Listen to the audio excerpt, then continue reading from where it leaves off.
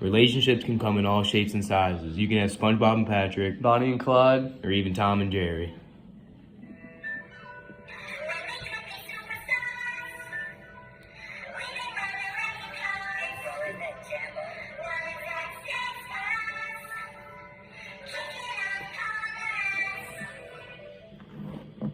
I'm Colby. And I'm Gage, and today we're going to be talking about the importance of family and relationships as seen in two different books and our own personal experiences.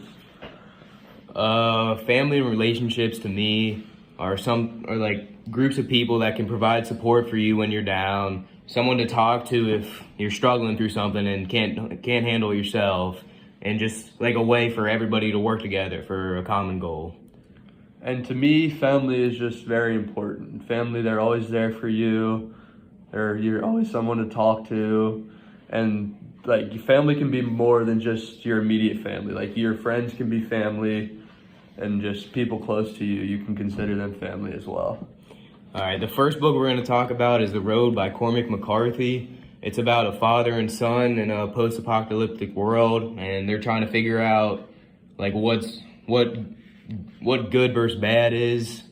Like even in a world where everything seems bad, they have to try to be the last good people around. It's about their relationship as they explore that. And the second book we're going to be talking about is called A Raisin in the Sun. And it is about a family back in the 90s who was struggling to make money. And they're a bit of a dysfunctional family. And in the end, they kind of bring it all together and figure out how it works in the end. Relationships can work in society as people often, no matter like what upbringing they have or like where they come from, you often see like people everywhere working together for those less fortunate. Like you can see this in Goodwill, the company that like you can donate clothes to, and all profits they go to helping like homeless and less fortunate people. Just the fact that everyone goes there to support people less fortunate just shows how everybody works together in society. We're all like one big family. You do this one.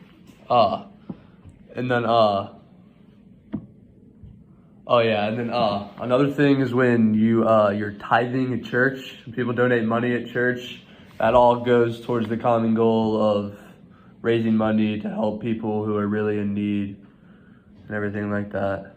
All right, so the first book is The Road. So it's about this father and son, and they have to survive together. The main relationship in this book is about the father and son, and the father is just the main protector of the son. He's always making sure the son's safe, and the son is just like supposed to be like symbolic of just like innocence and purity and all that. Just shows like how the two interact and how they interact with other people, the relationships with other people. The dad, he remembers everything from the old world, which is why he's so jaded, because he knows why the new world's so much worse with all the bad people and the cannibals and stuff. But the son only knows, like, he was too young to remember the old world much, so he only knows what the new world has. So he's more innocent in that sense. And one example of this is when the dude tried killing the son, and the son thought the guy wasn't going to be a bad guy, and then when he ended up holding the knife to his neck, the dad had to kill him, but the son didn't even see this coming, which is an example of that. The second book is Raisin in the Sun. This is about the Younger family who struggled during the 1900s. And the main relationship in this book is between Walter and his mother.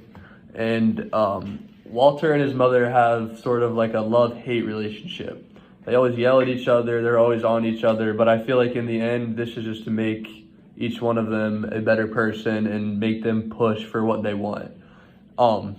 Walter's mom really puts a lot of trust in Walter. She gives a lot of money to Walter to put in the bank for various different things, but Walter ends up losing the money, and he breaks her trust. But then after he lost her trust, then he worked as hard as he could to get it back, because trusting your family is something that's really important in life.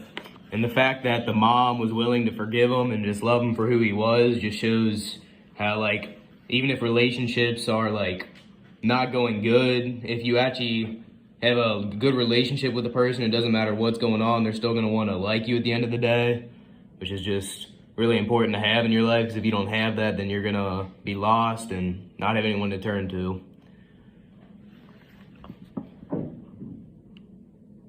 Next, we're going to talk about the importance of relationships and family to you, like in your own personal life.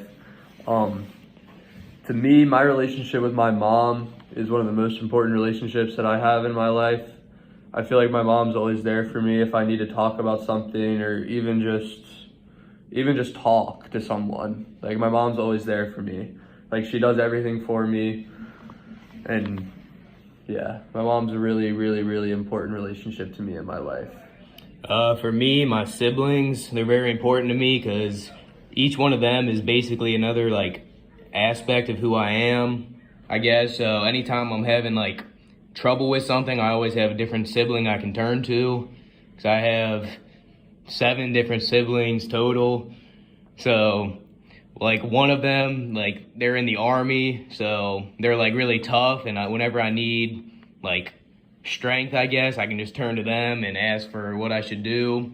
Another one of them like is doing my same route, is going to like college, try doing good in school, and like they're going to business college too, which is what I was planning on doing. So any help I need in like the academic front, I go to them.